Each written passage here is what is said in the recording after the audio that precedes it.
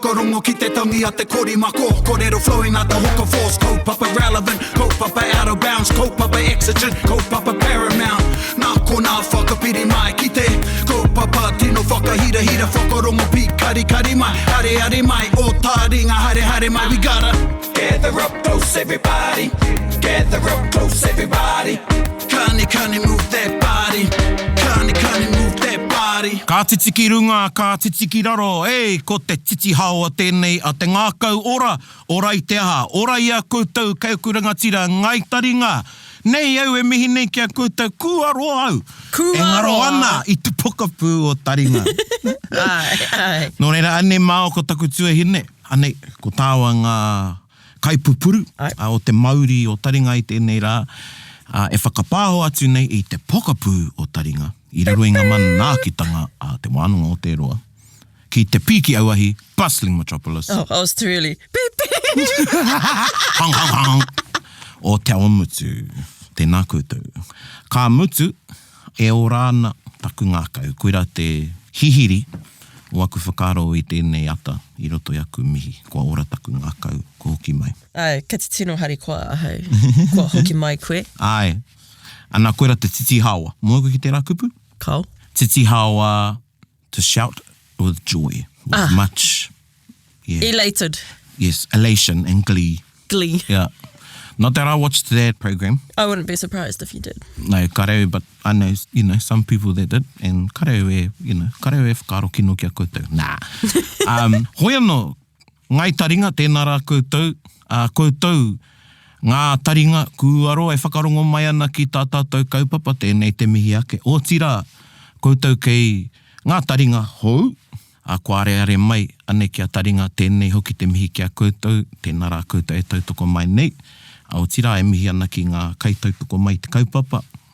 Ara, ko te kaimanaki tonu, mai, ko te wānanga o te aroa, a tatu atu ki te māngai pāho. Ai. Me rirangi te motu? Rirangi te motu. Ai. Ka pai. Ka mutu, ka nui te oha i tēnei wā. Kua hoki mai, tēnei rangatira oku, tēnei hoa. Mauroa, pūmau oku, no roto mai i hauraki ko whaorau. Ana i te moana, kei reira rā ngā poito a te kupenga taramainuku. No reira, brother, korohere, nau mai hoki mai, bro, tēnā koe. Ai, tēnā koe. Tēnā hoki tātou katoa. I suppose he doesn't need to introduce himself because he's already spoken of his iwi in one of our iwi o te wiki. Koena. But we are here to talk about... Te kiwaha. Ko taku kiwaha i tēnei wā, ko te ānaia. Ānaia. Ānaia. 2 words, but you sort of roll it into each other. Ānaia. There he is. Oh, is that what it means? Oh, no. Oh. So hea te tikanga o e rākupu. E iki ngā kōrero te haumaranga i kona, tētei o ngā tangata i tupuaki i te reo. Ko te ānaia, ko te right on the button, that's the one. Oh, yeah. That's But the it one. can be there he is. Because it depends on the context on how you use it, eh? Koena hoki. Ānaia, that's the one, right on the button. Ānaia. That's the sweet spot. Ira momo āwhutanga kato. Kia ora. Ko reo tia mai a koe, bro, te tikanga o te ia i tēnei. Koe nei te āhuatanga ki tō tātou reo nei, te whakamahinga o te ia hei ahara. Yeah. Yeah, he tino pātai tērā. Ko te ānaia, kei te whakakaha koe i te wairu o te kōrero. Kia ora. Nā reira, iai ki ngā tāngata pēra, ia leo mā, koeira tētehi wahanga pū o te reo. He particle that gives emphasis to something. Kia ora. Is that like sometimes people go, ko te tūmanako ia? Is that ia emphasis? Like te tino tūmanako. Yeah. Yeah. Is it? Yeah, ko te tino tūmanako. Yeah. Ko te tūmanako ia. Tika tai. Okay. Yeah. And you know, i taki au i tawa kai ora ki a koe. Alright. And the first line is tērā ia ngā uru whetū. Okay. Yeah. So like, arā, ngā uru whetū. It's like cluster of stars. yeah. Mm. There they are. pai tēnā hei wete mā tātou a tōna wā, te ia. Yeah. The first time I heard it was tētai tutorial i te whare wānanga o Waikato. Jamie Tuta actually was taking the tutorial. Kare Māui mo i māua i tērā wā. And then i roto tērā i a mātou mai, and i tino tauhou ki au. I was like, what's that? Ia. So, yeah. Anei ki etahi o koutou ako ana i te reo, e tuatahitanga pia tēnei. Maybe this is the first. Hajimete. I roto i te reo hapanihi. Hajimete. It's hajimete. It's a Japanese thing. Like, if it's the first, they call it hajimete. So it might be hajimete, tuatahitanga, for hearing that ia. Yeah. Nā ia. That's the one. Nā ia. Yeah, ko ana wo, mai tētahi tauira. If you want to hear more about Korohere's iwi, where he comes from, you can go to episode 34. Tori te kaimawha. Nā ia. Nā ia, that's the one. Episode 34. Thank you, That's the Joe. one. Mas me e tau e, that's the one, boy. Kia huri ki tā tātou kaupapa kōrero. Well, I thought this would be a really cool kaupapa to talk about because I remember going to a kurereo as the photographer for Ngāti Haua, and Korohere did a bit of a koho around Whaikōrero and the different taonga, or I don't know if you would call them weapons, but taiaha, etc., that you can use while speaking. And yeah, I thought it might be cool to have a bit of a wānanga about the different ones, the appropriate ones to use, and where they may or may not be more appropriate than others. Kia ora, pai tēnei wānanga. E maumahara tonu au i tērā panahiko o tērā kauwhau nāku i tuku atu ki ngā taura, ki ngā pūkinga, ki ngā wānanga i tai mai ki te wānanga. Ko etehi o ngā iho pū manawa, ko Paraone, Rāua, ko Rāhui Papa. Kia ora. Etehi o ngā tohunga ki te whakataki kōrero, ki te whai kōrero. Ki runga i o tātou nei marae o te motu. So just in response to that, it's funny that you brought that kaupapa up to hine, because I had prepared a PowerPoint for that day, and two of the photos and the kōrero exemplars that I used was Paraone and Rāhui Papa, cousins from Tainui Waka that are out there doing the business. And they've both got awesome skills that haven't really been seen on a lot of our pai for many, many years. So that's why I used photos and, kōrero and examples from Paraone and Rāhui. Just two of the examples exemplifying whai kōrero. And both of those chaps have gone through panekiretanga, but they've also been quite influential in their own iwi wānanga, and they've spent a lot of time with their old people. So I just thought that was probably a good introduction and a good way to start. Nā koe. And I used other people as well, and I should actually mention too our matamata aitu, our tohunga tā pau tēmara. Cool. Nā te mea, ko etehi o ngā kōrero nāku i whakawaha atu, i puta i te matapuninga. Nō reira me mihi kātika kia pāpapau. Kia ora. Kia ora. Nā te mea koia te tino koraua o te matapuninga. Nāna te kaupapa i whakatū, nō reira me mihi kātika. Mō kore anō rere atu ngā mihi ki aia. Kia ora. Kia ora. Anā, i a koe kōrero me taku whakaiti, bro. Ai mihi mai nei koe.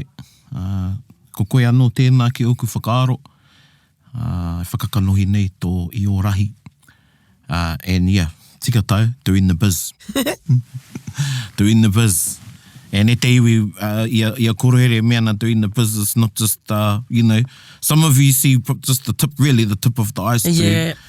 In humility, the tip of the iceberg in regards to the mahi that Korohere does, and myself and others, i runga i te marae, engari ara anō atu ngā mahi, kei muri tērā, nō reira e mihi ana ki a koe, Korohere. Nā, i a koe e ako ana ki te, o tuatai ki te kōrero Māori, whakapakari tō reo. Kātai ka huri koe ki te whai i te huarahi o te pū kōrero. Nā, koe nei taku pātai ki etahi ka haere mai ki aku wānanga. Tāne nei, ne? I asked them, pirangi koutou kia ako kia tū rā koutou hei kai kōrero, e tū ana rā, e pirangi ana rā, ne kia moe o koutou kia atona wā, kia tū koutou hei pū kōrero. He pū kōrero. Hea te rere ke? O pewhia kia koe. Hea te kai kōrero i te pū kōrero. Okay, would a pū kōrero be someone who is able to embellish their kōrero better? Yeah. Whereas a whai kōrero person, nothing wrong with just being a whai kōrero. Yeah, a kai kōrero. A kai kōrero Yeah. is more simply standing as a voice. Yeah, and that's not taking away from, tana mahi. Yeah. Still ticks all the boxes. Yeah. Engari a pū kōrero will go, but extra. Yeah, extra. And it could be that embellishment. Engari koe tai pū kōrero, māma te reo. Yeah. Māma, engari he tika te reo. Yeah. Then people get that confused just because your language is, I don't want to maybe use the word simple, engari meki e māramana te katoa. That doesn't mean i te mea he tohungata ngā no tērā. Hey, simplify Yeah. your Getting your reo. point across. And kia tika te reo. Yeah. And kia rere te reo, kia Māori te reo. Ne? Yeah. So, e hara i te mea mā te whakaniko i te kupu e pū kōrero ai koe. Because there's a lot of people that are very articulate speakers. Engari, ka tū ana ki te whai kōrero. Oh, no. Okay. Anyway, karau pirangi no koene te me ki a korohere. So, koe rā te pū kōrero. Okay. Ka pai tuhine. Hei, a koe whai ana i tēnei huara, i te me koe nei, tēnei terenga nei o Taringa, tēnei hōtaka. I pāna ki ngā mahi a te pū kōrero, a te kai kōrero rānei, e whakamahi ana i ngā rākau hei taunaki i ana kōrero ki runga i te marae areare. Hea te huarahi whai ara e koe, i te wā e whaiwhai ana koe i ngā mahi a te pū kōrero. Ahua wau mari au nā to me i mua i taku kuhanga atu ki ta panekiretanga i whai wāu, ki ta puta atu ki ta rangahau, ki ta kōrero, ki ngā kaumātua o pare hauraki whānui. Kia ora. Nō rātau e ora atu ana. Aha ko kāre au i tino kite atu ngā tangata e whakakōrero ana, e whakamahi ana i ngā koti ate, i ngā mere, i ngā tiripau, i ngā tokotoko. Yeah. Nā rātau i homai i te hi ingoa, Kia ora. Oh. me a rātau nei mahi. Oh. Nō rātau e kōrero ana i runga i ngā marae o pare hauraki. Nō rātau e ora atu ana, nō reira wai mari au. Nā te mea i me mai tētei o ngā rūrui, tētei o ngā koia kia apoi, ia wharara tētei o ngā toki whai kōrero. Kia ora. E kōrero atu ana, anei āna mahi. Nā kota painga, Ai, yeah. i au e kōrero atu ana ki te whare huia, ko i te hiu au o karaua, ko kitea e te whare huia. I te whare huia e hārere ana ki ngā marae o pare hauraki. Kia ora. Oh. Nō reira tēnō wai mari. Nā reira koira pē te tīmatatanga. Engari ka hoki atu au ki te tīmatatanga o tāu pātai e tai. Ko te āta whakarongo, me te āta titiro, me te āta wānanga. Kia ora. I ngā pū kōrero, ko kore pē he taonga i tū atu o tērā. Kia ora. Pai. Titiro, whakarongo, Wānanga. wānanga. Once you got all of that in check, Yeah. then maybe you'll be a pū kōrero. And even, he rawe e nā whakaaro e hoa, tautoko atu ana, aha koa, kei enei tau oku, kua roa e Whaikōrero nei, engari, pērā tonu au. Ka ki tau e tahi o te motu, kei ia tangata he taonga, ana, ka pēnā au. Ka titiro, ka whakarongo. E pai tērā. Yeah. Ka re te kiau me tuwhera tonu te ngākau, hinengaro tuwhera. Koina tētahi mea hei whakamārohirohi a koe, hei whakapakari a koe. Maumara tonu au i ngā kōrero a pau, ia tātou e noho tauira ana. Nānei i ki mai ki a tāua ki a tātou o te matapuninga e hoa. Anō nei, ko tō Rākau he pau toko manawa ki ngā rangi, ki ngā atua, ki ngā mātua, ki ngā tūpuna, ki ngā paupau, ki ngā whakairo o ta marae ātia, te wāhi o tūmataunga. Kia ora. Ko tana whakamaramatanga tuarua, ko te herereke te whakamahi rākau i a koe Whaikōrero ana ki ngā mahi kapahaka. Kia ora. Oh, okay. Yep. Ngā ture. He tino rereke ngā ture. Mm-hmm. Yeah, I thought that was really interesting. Yeah. There's specific types of rules and regulations you get taught when you're using rākau during Whaikōrero that differ when you're on the stage, perhaps at matatini and things like that. Yeah. Yeah, he rereke ngā ture kapahaka ki te ātamira, ki ngā ture Whaikōrero ki runga i te umu poka o tūmataunga. Kia ora. Yeah. What are some of those ture? Where you can place the rākau when you're speaking on the marae, Okay. knowing the difference between tō taha Māui me tō taha katau. Oh, yeah. You know, there's a ora and there's a mate side. You know, ko tū ki tā taha Māui, ko rongo ki tā taha katau, e tū nume, e tū rawe, a whakaoti nuku, whakaoti rangi, ko tō mano e tāne, ko tōku mano e tāne, whakairia. Nā, Praone knows that karakia that goes with that. So that's all encompassed of when you teach and learn how to use the rākau on the marae during Whaikōrero. We all know he tapu te rākau, and then you've got to ask yourself, you know, how te take I tapu ai? Yeah. Kia ora. You know, where does the tapu come from? And I was just reading Hemi Kelly's article on the use of weaponry. That's something that Dr. Poiarewi's done a lot of research on through his PhD. And he spent a lot of time with Pau and Wharehuia as well, and other kaumata around the motu, talking and researching about weaponry during Whaikōrero on the marae.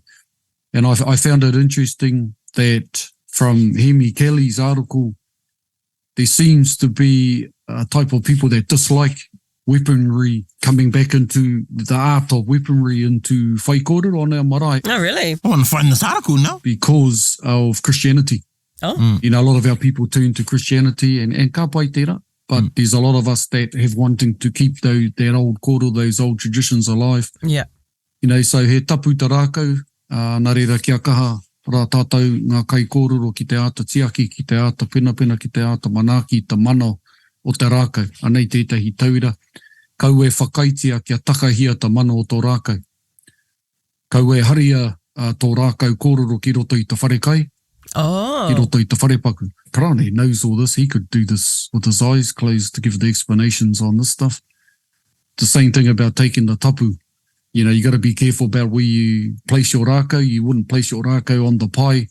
I've seen this quite a few times. You lay it down and people are walking over it. Yeah. Right. Yeah. Kei te hera wātu tērā. One thing you get taught as a kai kōrero that use toko or tiripau, and I'll explain the difference between a toko and a tiripau after this, is you're responsible for their rākau. I've seen some of the rākau that come to the marae, and they are beautiful, adorned carvings that have tūpuna on them. Tēnā koe. So you treat your tūpuna with absolute respect and tapu. You don't give your rākau to anyone just to put it in the car. If you go for a kai, shouldn't really be taking your rākau in, but because I talked to a couple of people and they scared that their rākau will go for a walk. Right. Yeah.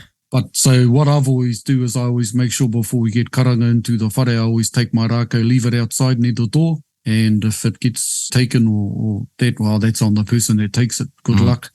The other strategy too is you put it in the car. You go and put it in the truck. Yeah. You know, after Whaikōrero's finished.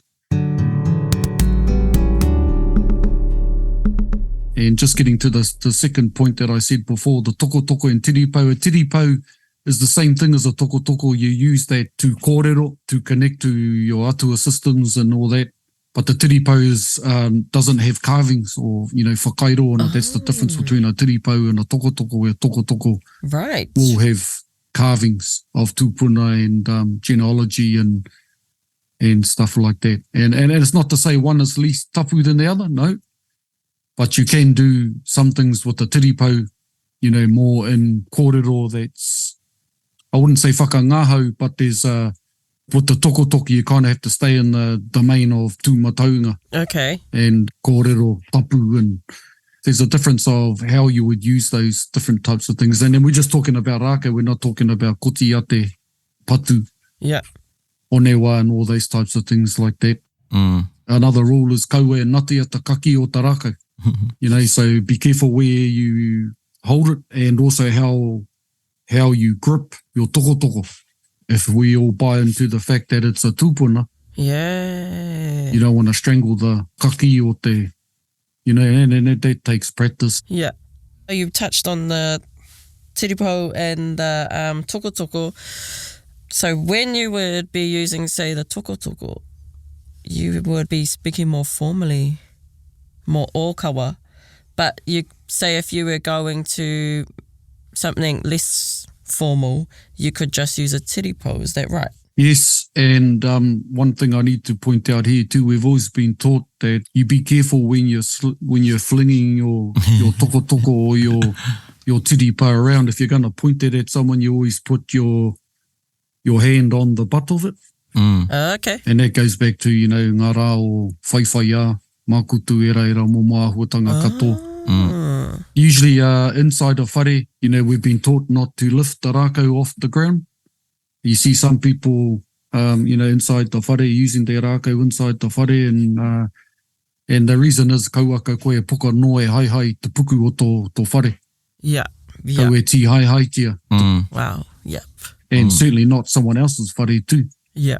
So what I've been taught and what I believe is that when you go to someone else's whare, you leave your rākau on the ground when you whaikōrero, whether it's tiripau or toko, as a respect to the home people and to the tangata whenua of that marae. Yeah, that's a good point. I didn't even think about using them inside. Yeah. Kia ora, bro. Rawe ngā kōrero nei. I nāi nei he māma when there's a tangi or something, you know, with communication and things like Facebook Messenger, texting, you know, it's pretty easy to text someone that's been and i nāi nei, ka whakapātau ki tētahi e mōhio nau kua haere ki taua uhunga, te the tangihanga, and I'll say, you know, kei waho kei roto rāne. Yeah. Are they outside, lying outside or inside? And if they say kei roto, I don't take it. Okay. Yeah. Well, I'll leave my, you know, toko in waka. Yeah. I'll still take it, but I'm like, oh, yeah. Because I can't use it in the whare, see? Yeah. Yeah, I'm like that too. Yeah. So I'm like, kei roto kei waho. Oh, you know, the inside or it's, I'll say, ka pai. Yeah, okay. Yeah. Is there times where, I don't know, it's more appropriate to use, say, a taiaha over a kotiate? Or is it just up to the person's preference? Pai tēnā pātai. Yeah, every speaker will have their preference, but the tefa is one of the highest staffs, so it all has the whakapapa. Did not know that. And the tefa is usually done very eloquently. The best person that I've ever seen use tefa is Pau Temara, Sir Pau Temara, because he's very stylish when he uses it. Where when we first started learning it, I'll speak for myself, you know, we were you know, thinking we were on the stage doing kapahaka. And he said, boy, anei ngā ture, anei ngā whakamaramatanga. Me āta haere, kau e nate ata kaki o tō tefa. Where with the toko you've got a lot more freedom and a lot more movement. To use those. So it's personal preference, but I think one thing we need to be careful of, whoever's teaching, whether it's Paraone or whoever, myself, we need to make sure that the people that are using the rākau know the tikanga behind it. And, you know, look at what rākau is available to all of us. You know, some of us have been lucky to have been given rākau. Some of us have gone out and sourced waiobone, toko, and all those types of things. So there's a difference between, you know, how you would use that. And that takes a lot of wānanga, a lot of research, talking to your old people, if they're still alive. You know, there's three types of styles. I know that we've been taught. One is huanui, one is arotau, whakawhitau, tauwhiti rānei, and whāngai ito. Wow. Whāngai ito is a style that I haven't seen in Hauraki. It was a style that was used by the great man himself, John Rangiho. I've never seen that in Hauraki, but whakawhitau and huanui arotau is the style that we're trying to bring back. But, you know, that takes years and years. And Kia ora. When you say style... Yeah, it's a very style... style-y type of thing. You got to make sure that it fits the words and the wairua that's coming out of your mouth. Oh, okay. And this is where a lot of our people get crucified, I suppose, because they're saying, oh, you know, the Rākau has become bigger than the kaupapa. Right. And I know, you know, not everyone needs to use a Rākau and not everyone has their pukenga. So some people use a Rākau to express themselves better. You know, if they want to go to that style. Some people don't need a Rākau. They're so sharp that they can just kōrero with their hands in their hat. And that's another thing too. I've seen Parone use his hat. I've seen you use your hat. And I've seen him use his Rākau, you know. But then, you know, he momo ia, because he tangata kapa haka. Kingi Kirion is another one too. He don't need to use a Rākau. He can do those movements. He always holds his jacket. Yeah, holds his jacket, the way he holds his hands. And when he's got his head, he goes like sort of things. Walking along, he uses his fans it and he's thinking. Oh, yes, he does. That's the other device. Right. You know, well, function, I should say. Its main function, ara ko te whakakōrero. But you know, it provides a foundation to your thinking when you're walking as well. Like for mō kuake. To help you gather your thoughts. Yeah, well, I've, you know, and ia korohere kōrero ana mo taku mau tokotoko. And I've got a relationship with my tokotoko now. Why do you say now? Well, because I've had it for so long. Oh, okay. Yeah. That's the primary one I use. Yeah. And ia koe pātai ana, like I've got a kakaurua, like a long axe, patiti. Yeah. Yeah. That I use that when I go to like land wars commemorations. Right. Yeah. Yeah. So, you know, ia koe me ana. Yeah. The last time I used the patu was a long time ago. That's probably one of the hardest ones because you use the body a lot. Yeah. Okay. So, engari, ko taku ka kore mo taku tokotoko, koe ra taku mea prawa. Yeah. And now, if I ko rongo au, ka whakawana te tokotoko i au. Oh, okay. Yeah. And ka whakamauri tauhoki au. Yeah. Calms me. It also, you know, inspires me. Yeah. And nā korohere taku tokotoko i karakia. Oh, ne. Yeah. Cool. When I got taku tokotoko, I haere au ki te tai wānanga i reira rā māua. And I asked korohere was a Rākau nui moon. And nāku korohere i tono kia whakatō i te Māori ki taku tokotoko. And koenei no te akoranga, because one time, I may have talked about it on Taringa, but I au tētahi mere, and I asked Pau to do the karakia, and he says, ko te koe te ingo tō mere. Ko te te ingo, it hasn't got a name. He says, mau time. Oh, yeah. Me whai ingoa. Oh, okay. So nāku te wharehui ai tono kia whakaingoa tia mai. This is another story. So, koe ra te tikanga, koe tau whakarongo ana, before you race out to your local tohunga or whoever to... engari, ko tērā he whakatō Māori. That's different to perhaps what people might be thinking of blessing it or something. Yeah. Me whai ingoa tō Rākau. Koene na tikanga i whakaako mai ki au. And yeah, i tono au i a korohere. So nāna tērā e karakia i raro i a Rākau nui. Ki hopu i te pō. Yeah, bro, so ia wā, koe nāno tētahi mea ka whakaihihi au. Ka hoki aku maharaki ana karakia. You see? I wake it up. Ka whakaoho koe i tō Rākau. Yeah. Koe nā tētai whakaako akoranga kia māua. Whakaoho koe i te Māori o tō Rākau. So all of those things come into it too. Nā koe nei ia e kōrena mo te tapu o te Rākau, koe nei. I'm just picturing like this aura coming from the Rākau that's like soaking into you and giving you powers when you talk. Yeah, and you know, you should be careful too, o koe nei tētai akoranga ki au, and sharing the name of your... Yeah. You don't tell, like leaving your Rākau somewhere, the same thing. You don't tell everybody what the name is, because ka tae pē rātou tō Rākau te rā wiki. Yeah. So, you know, so nā korohere tērā, nā rangi mā tāmua taku kakauroa i karakia. And they were all done, those both were done at times. Like that one, te wānanga māua, the kakauroa rangi did when we, the night before we opened our one, we arangi. Oh, yeah, wow. So they're also now, e noho ana hei hei pouwhenua i aku rau mahara. Yeah, cool. Yeah. That's so cool.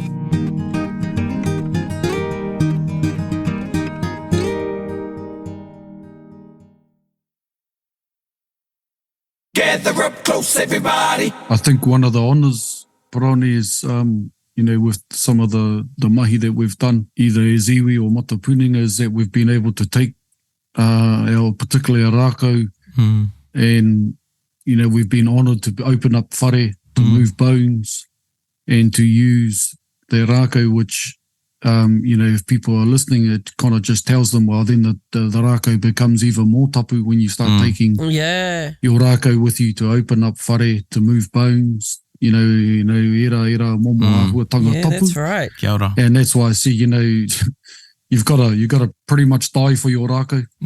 Yeah, and, pira ngau te mihi kia Alex Sands, nāna taku me whakairo. Yeah. And at the time, it was the only one. Yeah. Nai nei, kua kite etahi ei. Anyway, probably maybe a year after, nāku e utu ki te tārai, ne? There was a show on. And they were, I think it was a fashion show, Māori fashion show. And i te whakamahi rātou, a whakātu atu i ngā taonga Māori, pēnei te heitiki, me ngā Rākau. And they wanted a unique toko. And he kōrero nā organisers kia Alex. And he says, wow. Yeah, ka me goes, oh, actually, yeah, I whakairo au I tētahi mā tētahi. So ka whakamā pāmai ia ki au, me tana tono, can this whakāturanga use a toko? And it kind of just takes away from it, makes it a prop instead and I was like, oh, Kyle. Yeah, I went, Kyle. Ai. Ana I mara mai ia. Yeah. I mara mai ia, muri mai. E I said, no, Kyle, nāku tēnei. Ka rewe tuku noi o ki tētahi, Yeah, it's more than just a beautiful carving. Now it's it's got Māori. Koina hoki. It's got a name and an owner. Yeah. So taunaki ana I ne kōrero I te kōrero, nā kōrero a Korohere. And not everyone probably thinks on this plane. Yeah. Ai ne pai ana tēnā. Yeah, well, no, I usually would not either. Yeah. I'm not one to talk. Yeah. So those are the things that are... You got to consider. Yeah, well, and mātou koutou e whakarongo mai ana he mau Rākau e no whakaiti ana māo. But those are also the things that enact while you're doing the bizzo, as Korohere said. Yeah. It all culminates I roto I tō tū, I runga I te marae, te umu poka tū matauinga. Yeah. Okay, back to the two. And back to something that you mentioned earlier, Koro, with the taha wairua and the taha mate. So something sort of just clicked in my head that I heard somewhere else. And it was to do with the direction in which you walk in. So is that what you mean by the different taha? Yeah, all in our karakia. Kei roto I a tātou nei karakia. Ka rongo ake tātou ko tū ki te taha Māui, ko rongo ki te taha katau. There's very, very clear guidelines and rules that our tohunga, that our atua have left for us to follow. And this is probably the difference with kapahaka, where you can get away with it on stage because it's a performing type of thing on the aotamira, but on the marae, especially outside and te umu poka or tū mataunga, is that you have to keep yourself spiritually and physically safe. So you need to know that your right side is your order side. Yeah. And your left side is your Māui tiki a Taringa side, but it's also a side that when you start and you finish, you always try and turn to your right side. Okay. Yeah, so when you start off your kōrero with your rākau, you always try and put it to your right side first and finish off at the right side, which is your taha ora. Right. So those are the intricacies of keeping safe. So I see a lot of people like pacing back and forth. Yes. So while they're pacing and speaking, should they be doing that in the right direction? No, you can go back and forwards, but there's a start and a finish of where you need to end up. And, there's, interesting you raised that because there's a whole lot of different types of walks that you learn with the Rākau. You know, there's hūpeke, there's hi toko, hi tiki, mā toko, moko whiti, moko peke, moko whiti, Wow. Yeah. whakawhiti tau, tō poto, tō aroa, kape tau, Kape tau. peru, pōhunga waiwai. Those are all the things, mata kōkiri when you move forward, you move backwards, you know, the way that you turn the Rākau, whether it's tau whiti, whether it's aro tau. You're seeing aro tau used a lot, huanui. You're seeing that used a lot. I think Paraone and others are past that. They like to, and I like to do, you know, other styles. Yeah, so there's a lot to it, eh? Yeah, well, I had no idea there were that many styles. Yeah, and remembering too that you've got a, you know, as a representative of your hapu, your iwi, or, you know, if you're speaking on behalf of a group, you need to make sure that the words come out clearly and your theme matches what you're doing, you know. Yeah. So you're kind of multitasking, Wow, yeah, it's a lot. Yeah. which many men find difficult. A pūkōrero. Yeah, So a kaikōrero, we'll just go stand over there. yeah. A pūkōrero, ka mohi o te pūkōrero, kei whiata na haumataho. Okay, hea tērā. Haumataho, koe rā te wāhi, papai katoa, ki te marae are atu, hei tūnga mou. Ne? E kite ai koe, me o haerenga i te marae, e rango nai hoki tō reo. Ne? I roto i ngā tikanga. Yeah. Yeah, so the haumataho is probably, you know, your, for want of a better word, stage, where you can make best use of the marae, the space, while observing the tikanga, Yeah. ne? And being able to make sure that you ka whakapāhotia tō reo. Yeah. Yeah. So koe rā te haumataho. Yeah. We've spoken before about how you, when you go to different rohe, you use different kupu and stuff that are from or fit that rohe. Would you change up your style of speaking to suit a certain area, or do you sort of do your own hapu, iwi, whatever style everywhere? Ahau nei, ka mautonu au ki taku tū. But, ka whakamahia haeretia au e tahi o ngā kōrero, nō reira, no te wāhi e tū ana au, pēnei e tahi kupu a iwi, e tahi kiwaha pea. Engari, ko te me nui ko te taki whakapapa. Yeah. Hei tū hono ne. Yeah. I a koe, i tō tira, ki te tangata whenua. I won't change my style, but I might use some words that I wouldn't use in other places. Yeah. Yeah. Pehea koe, koro? Rite ana ki a Paraone. Ka hu tonu au, ki te tairei e pai ana ki au. You know, the last thing you want to do is get up there and stuff it up. Yeah, so you've true. got to use the tools that you've got. But I'm like Paraone too, I'll try and find something that enhances the tangata whenua or the mana whenua, whatever you want to call it, just to show that you're being respectful to them. Yeah. And that you're linking into, you know, to the kaupapa. So, yeah. Coming to you now, bro, you know, i a koe, I ki te tāua, or, you know, kei a koe o I hopu manawa, kei au oku. We had great, fantastic, superb exemplars of Whaikōrero. And even, you know, kua ngaro katoa. Rātau, I've got some today, but the ones that I saw as a child, as a teenager, e noho atu ana rātau I roto I aku whakaaro. Oh, right. Yeah. And I te wā I ako au I ngā tikanga ki te mau toko ne, Korohere. And I thought, I pērā au, you know, tawa mātua. And I was watching this video of Korohaki. And he was speaking at the 100th Pokai of Ōkapu, which was like 1990 something. Ōkapu, wow. Yeah. It was like in the 90s, early 90s. And I thought, nahia. The way he was walking up and down the marae, how he held his rākau, how we'd been taught, it's exactly what he was doing. Yeah. Now, whether he'd been instructed or he'd, again, titiro, whakarongo, wānanga, and he was around all his old people. So, you know, ki au, he mea nui kia whakatauira atu tātou nā pūkōrero. Ki nā whakatupuranga ane. Ne? We want to be like those iho pūmanoa, great exemplars of whaikōrero. Kia hia hoki ngā rangatahi ki te whai ngā mahine. Yeah. Tōna wā.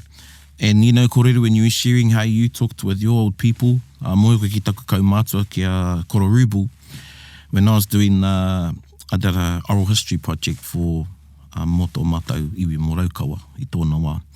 And I interviewed lots of I was a yarn. Yeah. You know, turn up cup of tea, but the camera's there. Yeah. And tētai o, tokorua nā karaua, o karaua ko matera aua, tētai ko rewi, and tētai ko kororewi, ana ko korowhanga matau. And I sort of steered the conversation one part, so we talk about whaikōrero, and what they saw i a rāua e ohi ana when they were young. And I asked, you know, ko ai te tino pūkōrero i a kōrero e tamariki anei. They both mentioned this karaua i roto a mātai whiti patoto. And I said, hea hai pai ai. And they said, he tau ki te kōrero, ki te whakatakoto whakaaro. He mau Rākau, and kā tīpatapata i te marae, kā tarapeke. Now, when I heard that, because I'd never seen that, i roto i a mātou, I saw it in Te Arawa. Yes. But not i roto i a mātou. And you know, one of my kuros going, he jumped this high, and the next, he jumped this high. And that sort of like, I don't want to say gave me the license, but, you know, I mōhio au, I pērā ngā tūpuna. Even though I mōhio au, I wanted to hear. It was good to hear from my own old people that they saw that. Yeah. So hei aha māku ngā whakaaro e tehi, e mene, you know, tērā mahi, haere nei koe, you know, he mahi tēnei nā o tātou mātua tūpuna. Yeah. Nei, a koe, kōrere kōrena mo te kola whakaringaringa kōrero. That's what my kupu I use for someone who uses their hands. Yeah. And, you know, ia tāwe kōrero ana, whakaaro e ki a Wirimu Tāwhai. Oh, yeah. You know, and because he was quite dramatic, and he had te oro o tōna reo, beautiful tone to his voice. Yeah. He was articulate, i te reo Māori, me te reo Pākehā. Yeah. And tētai tangihanga, i tai atu I was quite young then, te aopehi kara, and the line-up of the moti was there, and Paul Tāwhai was one of them. And a lot of them used, Pou was there that day, used toko. I think Pou had a tefa that particular time. And then kātua Bill, Wirimu Tāwhai. Whoa, magic, man. Ki te ia whakaringaringa nei wana kōrero. You know, and how he struts. Okay. Yeah. Strut on the marae, and then, you know, how he held his shoulders. Yeah. You know, tāhua katoa. Yeah. Cool. Kari mau Rākau, but how he used his body. Yeah. Anō nei. Yeah. E mau Rākau ana. Yeah. No, Oh, cool. He mea tāhua i rā āhuatanga. Ko te raru pea, he toru noiho ngā tāngata e ora ana, e whāngai ana, e whakaako atu ana i rā āhuatanga, ki te hunga e hara mai ana. Koe nā taku tino a wanga. E tikana ngā kōrua paraone.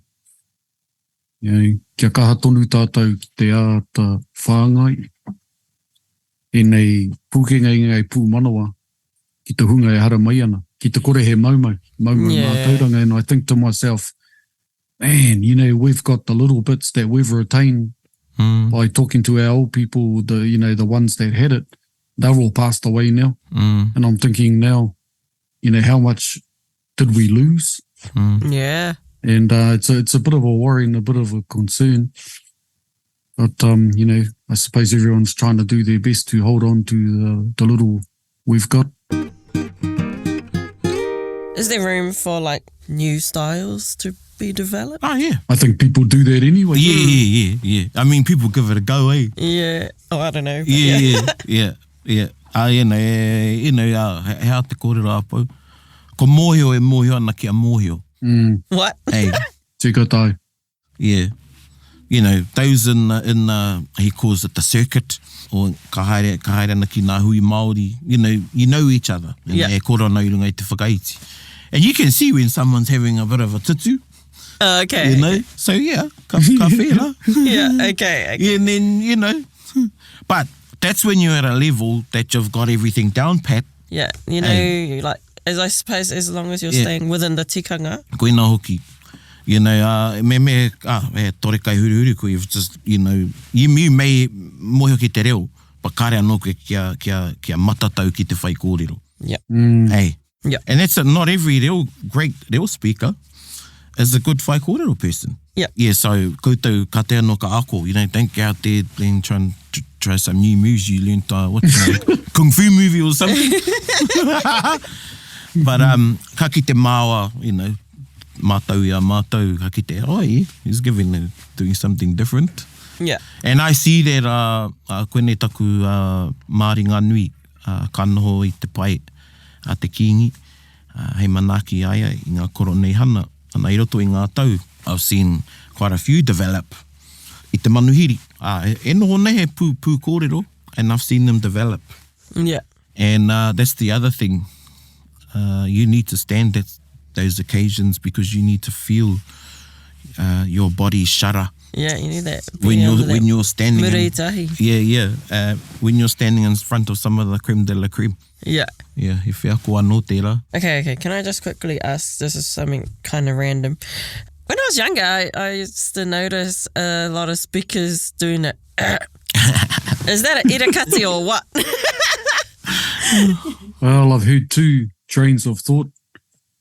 You know, one it was a etiquette. They used to, it was like and then, you know, by some of our kaioko we've been taught, you know, it's an interjection to try and clear the throat or take time to gather your thoughts. But I try not to do it, but it's something that I think the old people like Tūwhāngai and Pumi Taituha and some of those ones, they knew how to do it with class and That's style. right. Yeah. Oh, okay. That's koera. And I think we need to be, you know, when we're talking about whaikōrero and the use of weaponry and Rākau, I think we need to understand that, you know, he whakatupuranga atu anō rātou. Yeah. Yeah, and we need to just keep that in perspective too, where some of the ones now that haven't perhaps had the same teachings as some, kind of trying to learn and pick it up as they're watching it. And that's good. But, you know, pai ki atu te wānanga. Thanks for skin koe e whera, because... Yeah, because I really not name names, but when I was younger, one of our teachers would always be like, and it was just something that our class would be like, you know, sort of mock him. Ko tete o nā pū kōrero i nei i āta mā takitaki nā e au e ohi ana was i rangi tiaki awa. And I saw him many times i au e tupu ana i te aroa. And he was known for a particular cough. But it wasn't a cough, he was like, so that's what he used to do. It's like an outward breath. Yeah. And he was tino, and then he'd, you know, kaere tonu, get to one place, and so sort of becomes a bit of the tuakiri o te pū kōrero. Yeah. Yeah, but you know, you shouldn't be bloody, you know, coughing all over the place and... Especially these days. Yeah. Hea e te hi kōrero ki te hunga e piranga ana ki te whai e nei mahi? Me haere koe ki tētai tangata, ki tētai tōhunga e mōhio ana hea te a. E me nui tērā. Kau e haere ki te tangata e kimi noio ana. E hara tērā i te tauira. Yeah. Te tauira tika, te tauira pai. I kitea i ngā rā o mua. E me nui tēnei me te wānanga. Nā reira me haere koe ki tō hapu, ki tētai tōhunga o tō iwi, tētai tangata e mōhio ana. Kia mōhio ai tātou, e hara i te mea, e ora atu ana i rā pukenga ki te katohunga iwi au te aroa whānau. Nō reira, i tehi wā pai ke atu mehe ka puta, whakawaho atu i tō hapu i tō iwi. Kia ora ai anō i rā tikanga, i rā pukenga. So sometimes you need to go to somebody that has those skills. That's probably the first one, and you know, you don't want to go to someone that's just making it up. Yeah. I think that's a bit of a problem today. That's those Chinese whispers ones. Yeah.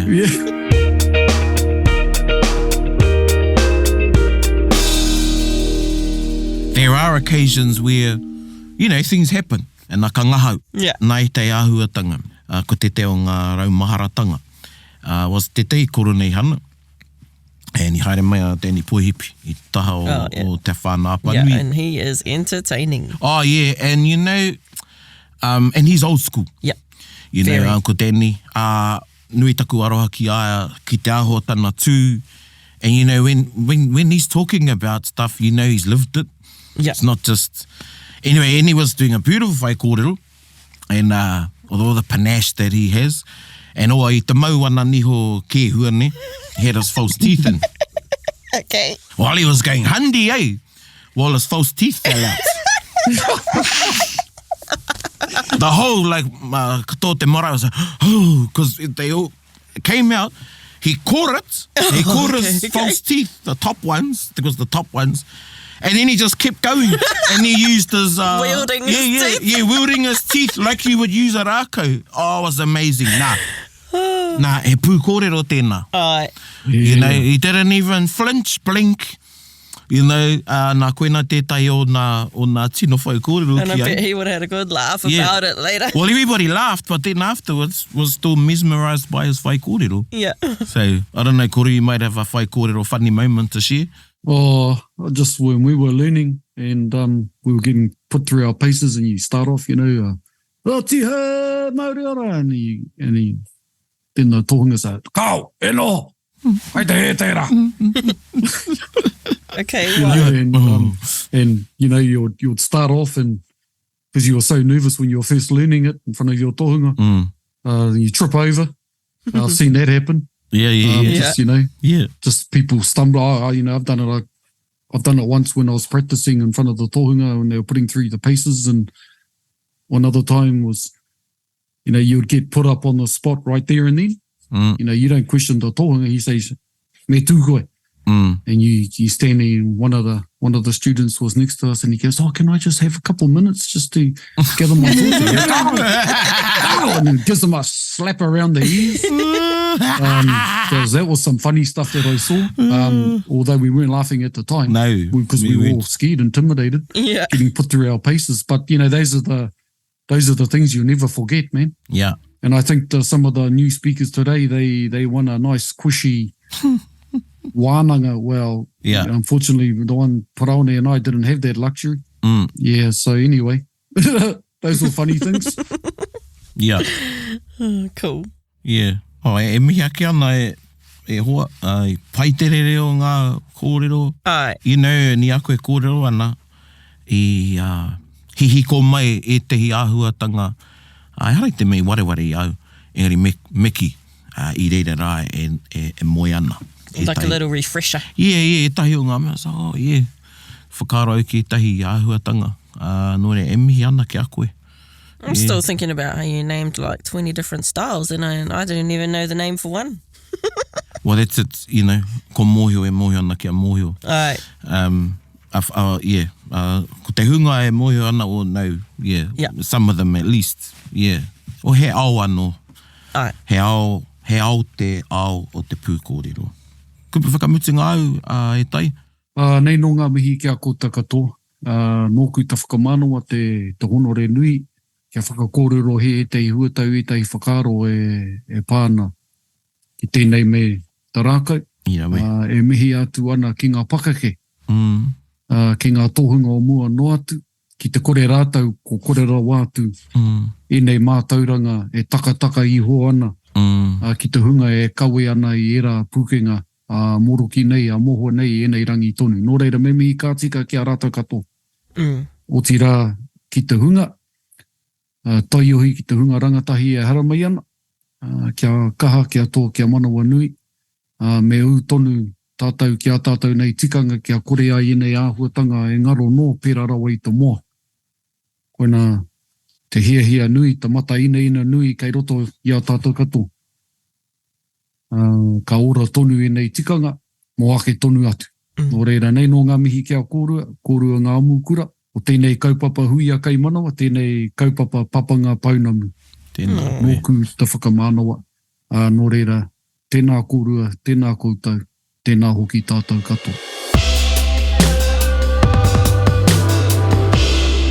Anei te waiata o te wiki, no hauraki, tētahi waiata no hauraki, whakarongo mai. Ko tikapa te moana, no hauraki te whenua.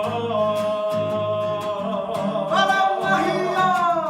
Paramahia ngā maunga, o hauraki.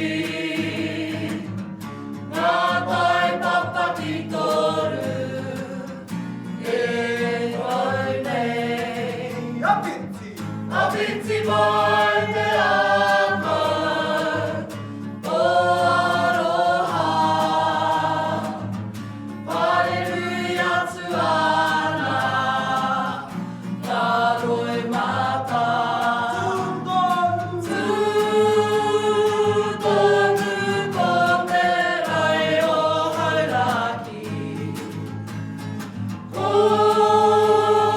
moe au te maunga. Ko tikapa te moana. Ko hauraki te whenua. Mai ama urani, ki ngā puri a whare. Nei te taro pehika Māori, e tua tēnei. Tapoto ai te marino, hora ia iwa hora. Haere mai ki hauraki, e o te awhia. Tūtonu ko te rai o hauraki. Ko moe au te maunga. Ko tikapa te moana. Ko hauraki te whenua. O tikapa te moana, ko hauraki te whenua.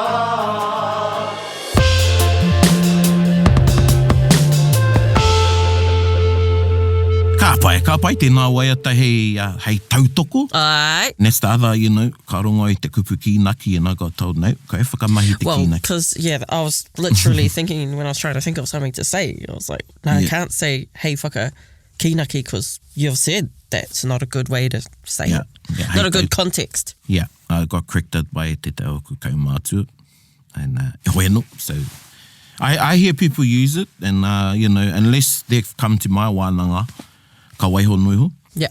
Engari koe rana whakaakoranga mai ki au. So, waiata tautoko, ara.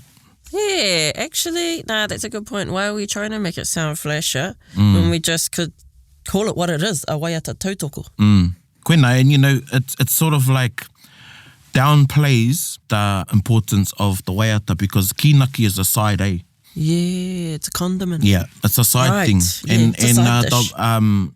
they're both as important as each other. Yeah. E roto i te ao Māori, te Whaikōrero. Yeah, but especially in Whaikōrero, because, you could have a beautiful waiata with its own story and tupuna, etc., within it that fully complements the kōrero. Yeah, koena, so waiata tautoko. Waiata tautoko. And traditionally would be a mō tete, hoi anō. Yes. Ai. We actually spoke about this last week, Snowy and I, on our okay. patai.